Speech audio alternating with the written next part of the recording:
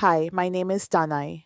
I am 32 years old. If you had asked me a year ago what my life would look like today, I would have answered without hesitation. I thought I knew exactly where I was going. I thought I understood what the future had in store.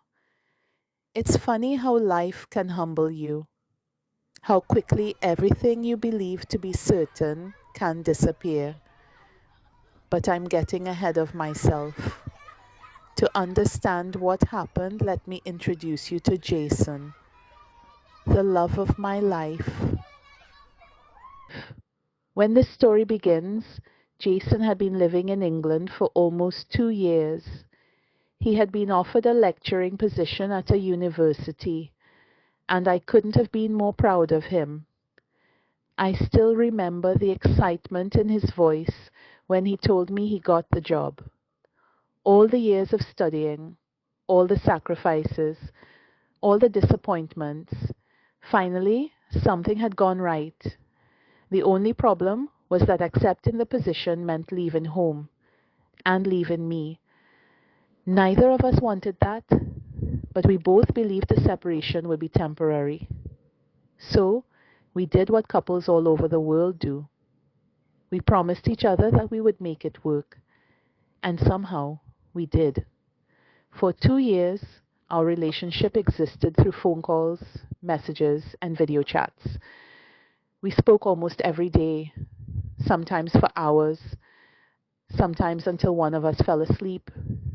We shared everything, the big things, the small things, the boring things, the things nobody else would care about. We built a routine around each other despite being separated by thousands of miles. More importantly, we built a future. We talked about marriage. We talked about buying a home. We talked about children. That conversation always made me laugh. I wanted two. Jason wanted four. I told him that since I was the one carrying them, my vote counted more. He disagreed. Naturally. We never settled the debate. We just promised we'd continue it one day. The truth is, I missed him terribly. Not just the romantic things, the ordinary things. Being able to sit next to him, having dinner together, watching television without needing a Wi-Fi connection, living life instead of scheduling it. As time passed, I began thinking more seriously about how we could close the distance between us. The idea came to me one evening during one of our video calls. What if I do a PhD? Jason looked surprised. A PhD? I nodded.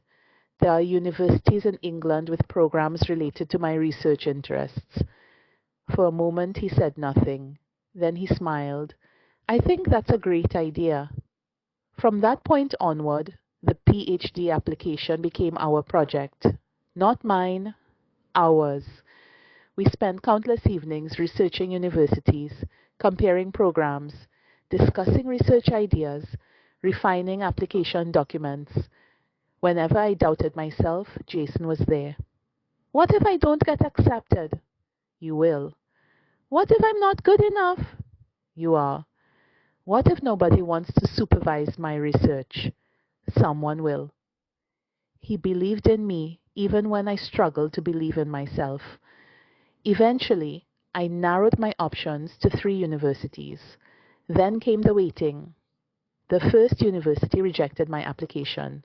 No suitable supervisor. The second university also rejected it. Again, no available supervision in my area. Only one application remained. One chance, one possibility. I tried not to think about what would happen if it didn't work out. One more year apart, one more year of waiting, one more year of hoping. Then, one afternoon, everything changed. I was in the kitchen helping my mother prepare lunch. I was washing dishes when my phone buzzed on the counter. Normally, I would have ignored it until later. For some reason, I didn't. I looked down. My heart immediately started racing. It was an email from the university, my final university, My final chance.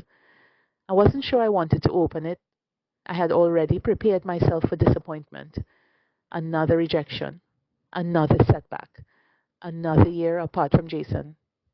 I took a deep breath. Then I opened the email. The first word I saw was, "Congratulations." For a second I stopped breathing. Then I screamed. My mother thought something terrible had happened. Instead, I shoved my phone into her hands. I got in! The next few minutes were a blur of excitement, tears, hugs, and laughter. I had done it. I was going to England. I was going to start a PhD. And after 2 years apart, I was finally going to be with Jason again. Of course, there was only one person left to tell. I ran upstairs and opened my laptop. I called him immediately. No answer. I tried again. Still nothing. I frowned. Normally, I wouldn't have worried. Jason's work schedule was unpredictable. Late meetings were common. Unexpected responsibilities happened all the time. Still, I really wanted him to answer this time. I ended the call and sent a message. "I'm trying to call you." A few moments later, his response appeared. "Still at work. I'll call you in about an hour." I smiled despite my disappointment. An hour. I could survive one more hour, although it felt more like a year. When his call finally came through, I answered so quickly that he laughed. "You've been waiting by the phone, haven't you?" "Maybe." "That means yes." I couldn't stop smiling. "Just tell me already," he said. "Whatever it is, you're practically glowing." I took a deep breath. "I got in." For a moment he just stared. Then the biggest smile spread across his face. "I knew it." "No, you didn't." "I absolutely did." "I wasn't so sure." "I was," he said. "I always knew you could do it." For the next hour I told him everything. The offer, the deadlines, the visa process, the paperwork, the accommodation options. When I mentioned university housing, I casually said that I probably wouldn't need it. After all, I would be staying with him. Jason surprised me. "Don't turn it down." "Why?"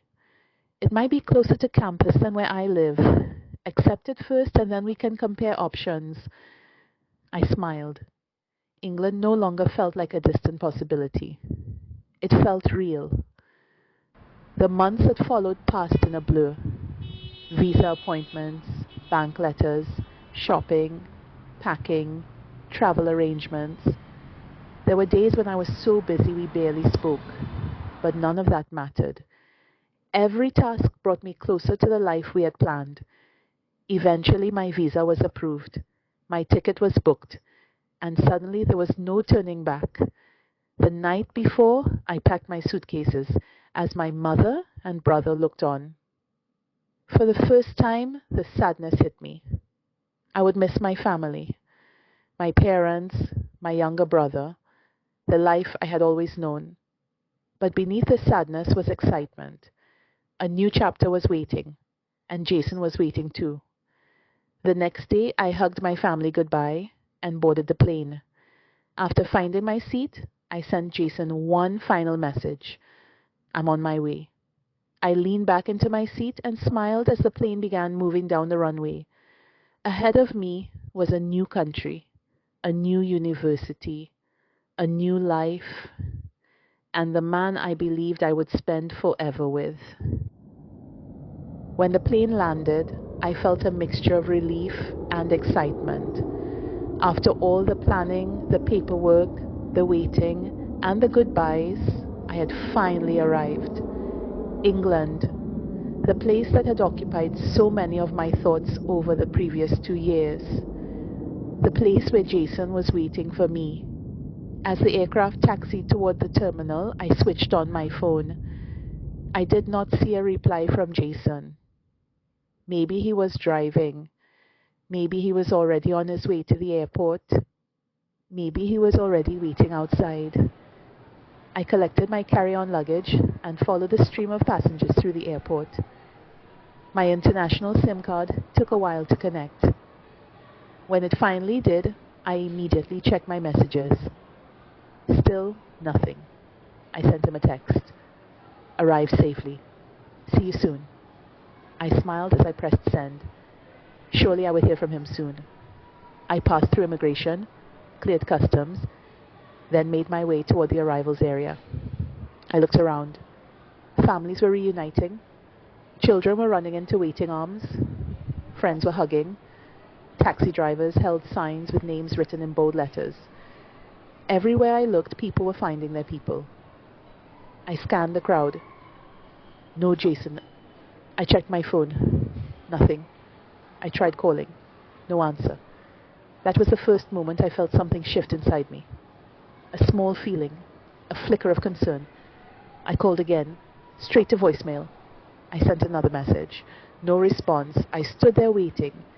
10 minutes became 30. 30 became an hour became 2.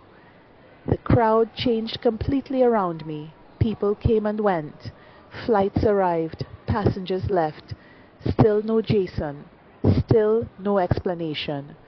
My thoughts became increasingly frantic. Was he okay? Had he been in an accident?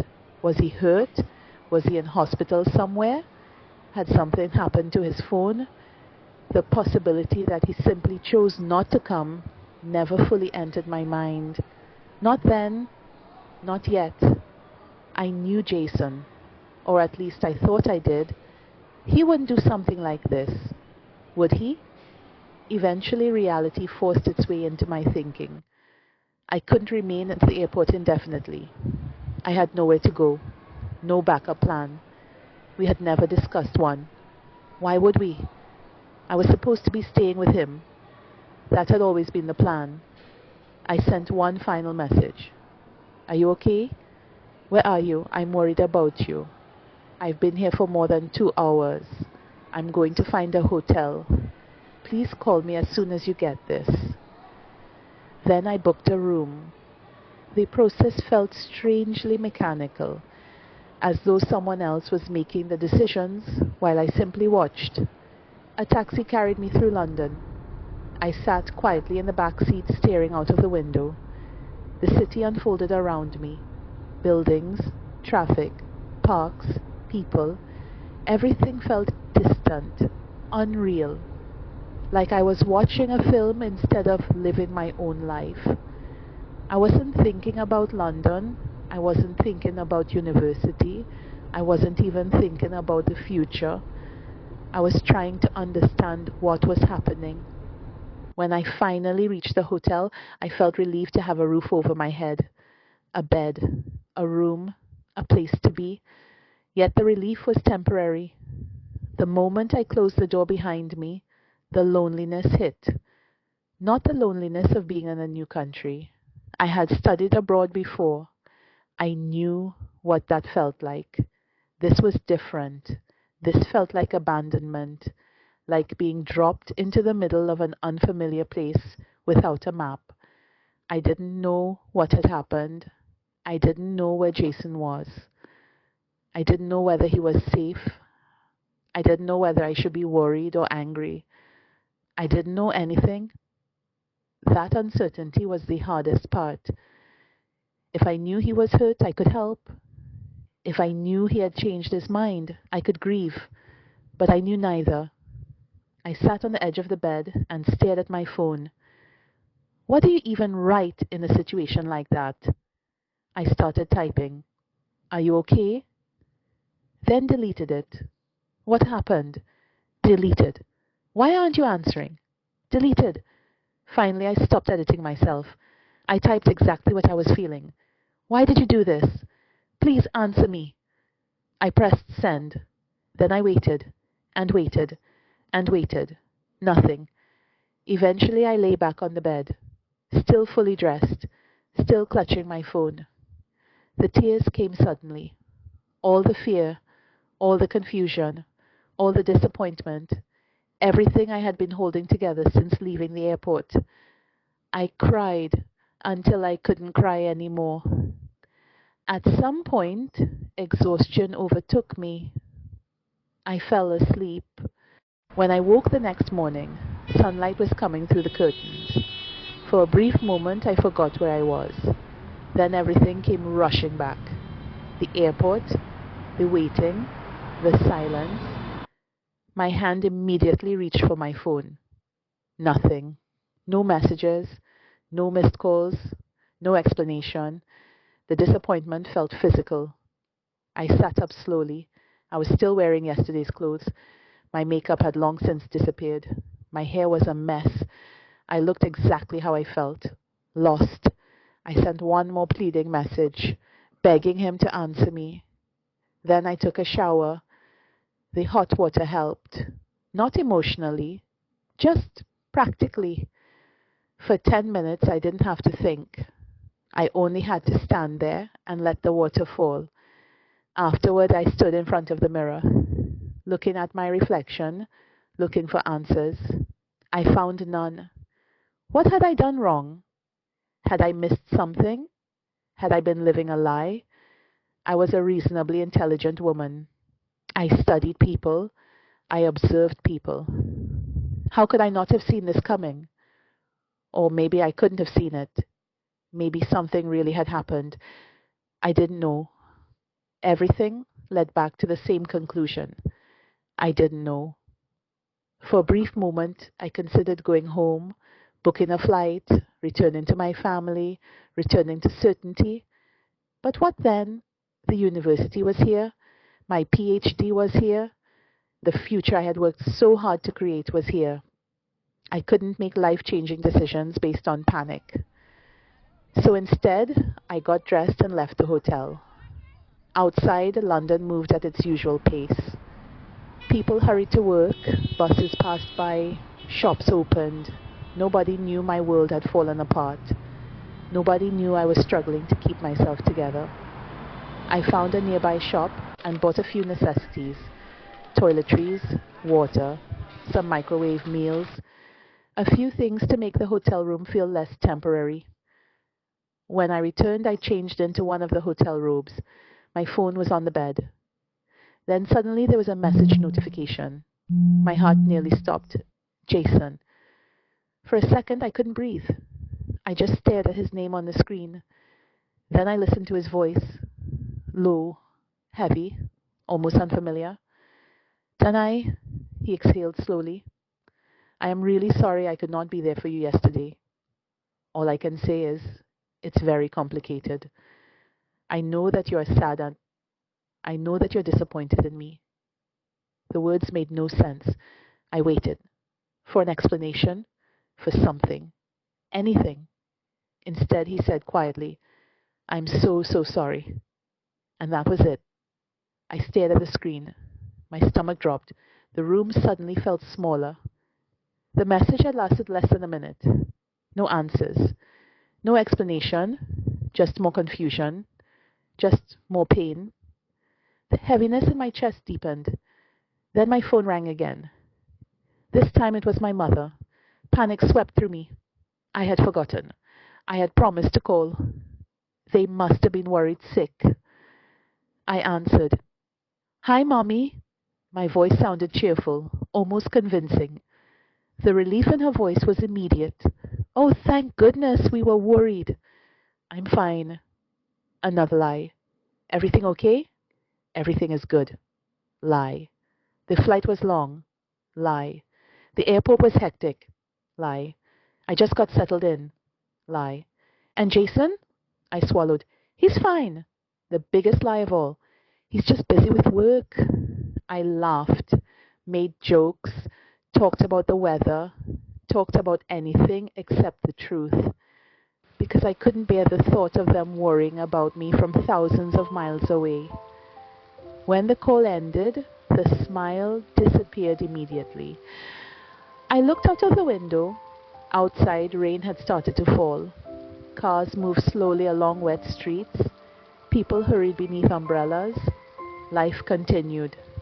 As I stood there watching the rain, everything I had been holding inside finally surfaced. The hurt, the confusion, the regret, the fear, the guilt, the loneliness. I watched the city move around me and cried my heart out. And for the first time since arriving in London, I wondered whether the future I had sacrificed so much for had ever really existed at all.